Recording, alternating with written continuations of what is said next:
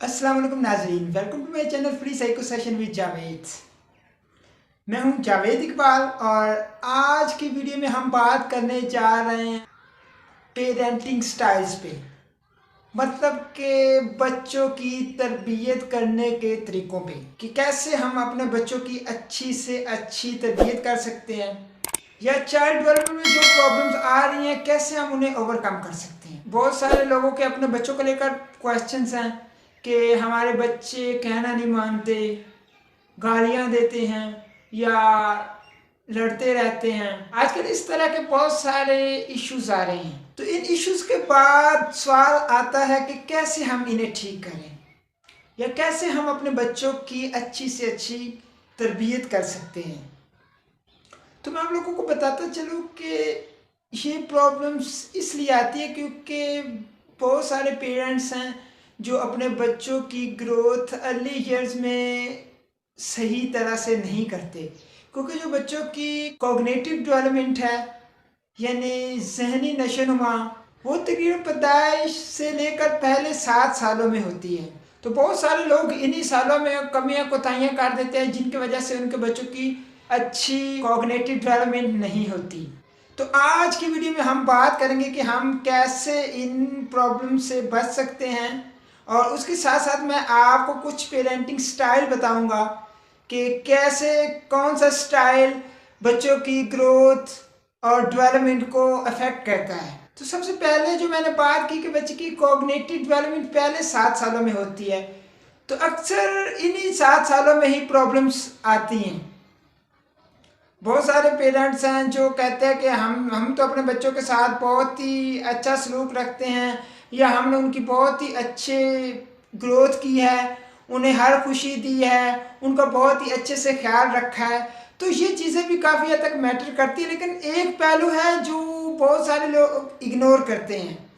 मतलब कि जब बचपन में आप देखें ना कि एक इंसान है जो अपने बच्चों के साथ ऐसा नहीं कर रहा, लेकिन उसका दूसरों के साथ बिहेवियर उस तरह का नहीं है। जैसे कह लें कि कुछ सर्वेंट है तो उसके साथ आपका बिहेवियर अच्छा नहीं है, आप उसे गालियां दे रहे हैं या उसे डांट रहे हैं या उसे मार रहे हैं, या ऐसे सिबलिंग्स हैं। जैसे एक बच्चे की आप बात करें उसका बिहेवियर ठीक नहीं या वो कहना नहीं मानता या गालियाँ निकालता है, तो देखिए कि उसके दूसरे सिबलिंग्स कैसे हैं, उसके दूसरे बहन भाई कैसे हैं।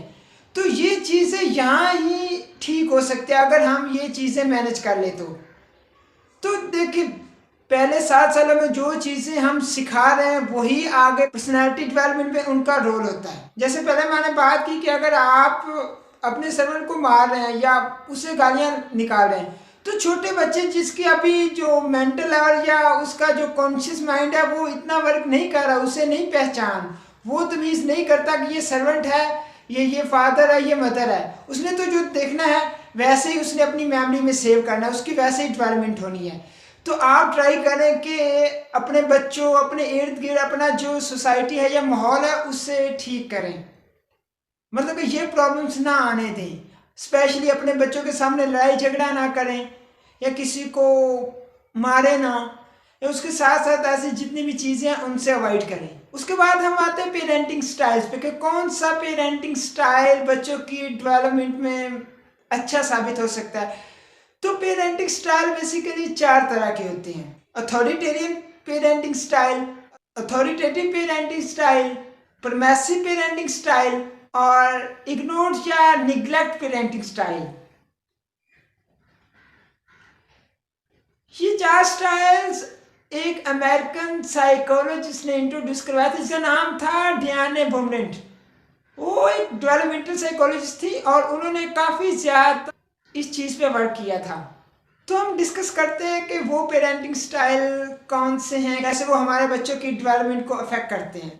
तो सबसे पहले मैं बात करता हूँ अथॉरिटेरियन पेरेंटिंग स्टाइल पे।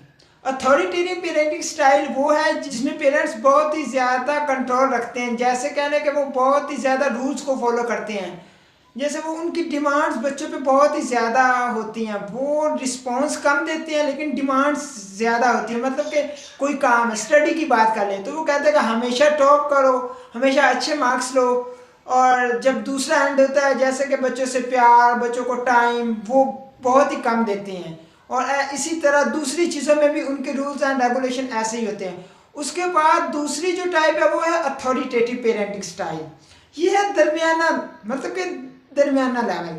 इसमें पेरेंट्स जितनी डिमांड्स करते हैं उतना ही बच्चे को रिस्पॉन्स देते हैं। अगर चाहे वो बच्चा गलती कर रहा है वो उसे डांट भी रहे हैं और उतना ही प्यार कर रहे हैं, मतलब कि रूल्स को भी फॉलो करवा रहे हैं और उसके साथ साथ बच्चे को भी टाइम दे रहे हैं, उससे मोहब्बत कर रहे हैं, उसकी सारी जितनी भी रिक्वायरमेंट्स हैं उसकी अच्छी ग्रोथ के लिए, मेंटल डेवलपमेंट के लिए वो सारी दे रहे हैं। तो ये पेरेंटिंग स्टाइल सबसे अच्छा माना जाता है कि बच्चों के साथ अच्छे वे से रहा जाए, उनके साथ मोहब्बत भी की जाए और उन्हें गलती भी डांटा भी जाए, मतलब कि उनकी गलती भी दुरुस्त करवाई जाए। उसके भी कुछ तरीक़ाकार होते हैं। उसके बाद जो तीसरा पेरेंटिंग स्टाइल है वो है परमेसिव पेरेंटिंग स्टाइल। इसमें ये होता है पेरेंट्स बहुत ही ज़्यादा लविंग होते हैं, केयरिंग होते हैं, मतलब कि बच्चा जो भी कह रहा है उस पर खुश हैं, मतलब कि कोई रूल एंड रेगुलेशन नहीं है, बच्चे से मोहब्बत ही कर रहे हैं। अगर कोई गलती कर रहा है तो उसे नहीं डांट रहा है, उसकी सलाह नहीं कर रहे हैं, मतलब कि बहुत ही ज़्यादा उसकी केयर कर रहे हैं। तो ये पेरेंटिंग स्टाइल भी ठीक नहीं है।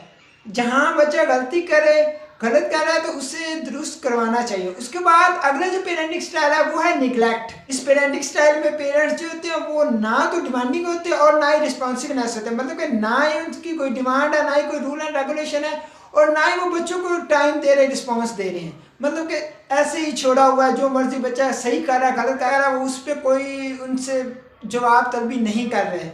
तो ये बहुत ही गलत पेरेंटिंग स्टाइल है, हमें इनसे बचना चाहिए और अथॉरिटेटिव पेरेंटिंग स्टाइल यूज़ करना चाहिए जिसमें आप जितना रिस्पॉन्स दे रहे हैं उतनी डिमांड्स भी कर रही हैं। पेरेंट्स सोचते हैं कि हम अगर गुस्से से कहेंगे तो बच्चे को ज़्यादा समझ आ जाएगी, या हम डांटेंगे मारेंगे तो हम उसे ठीक कर लेंगे, तो ये चीज़ें बहुत ही गलत हैं।